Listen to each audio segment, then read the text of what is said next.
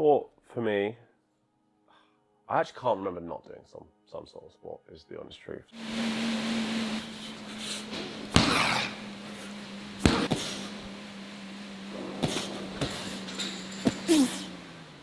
So I think somewhere around 4, 5 or 6, I'm not 100% sure, I started doing judo. And the reason I started doing judo is because I was an unmanageable child.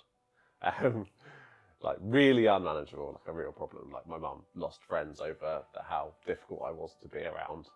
Like I'd pull babysitter's hair out, all sorts of really like mad stuff. And I just had so much energy. I was climbing all over everything. I was insane. So they were like, something's got to happen. Stick him in martial arts. And I was rubbish. I was really rubbish to start off with. And I couldn't do rolls, and I had dyspraxia, and that's a coordination disorder. Just makes it hard to like move your body in space. I don't know how much it's that and how much is like autism stuff, but either way, I found it really hard. But I kind of got obsessed with just getting stronger and getting better, and it wasn't until I was like a little bit older that I started getting pretty good, and I ended up being like an international level at judo, and I competed a lot. I had some really good coaches that helped me with my mentality. I found some discipline there. I found like friends there. I was still like not very confident though. I'd say that judo didn't really make me confident, but what it did is it made me strong. Like I was really strong and like a really, really hard worker through judo. It's probably one of the hardest like conditioning style things you can do, and getting thrown on the floor like 100 times in an hour like will make you pretty tough, to be honest. So a lot of my resilience, I think, comes from, that literally does come from that. Then I started parkour. When I started parkour, that's when the confidence like was a real big change for me. I think partly that was just, I kind of came into myself a little bit more. Like I remember like the whole of my younger life, I just didn't think very highly of myself.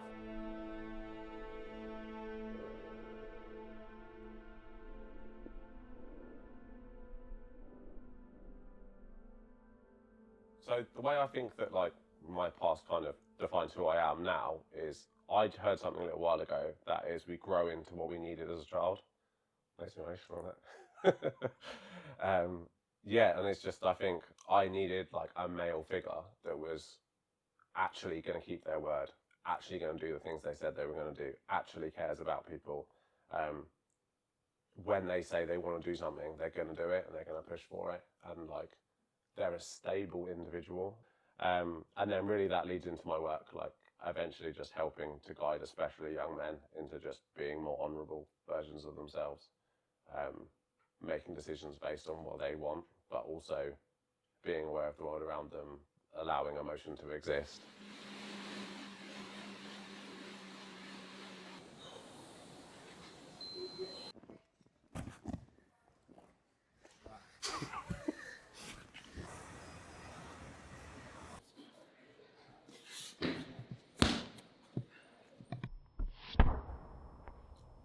I think that we just can't have a supermassive impact on lots and lots of people unless we're into politics or we change big laws or things like that.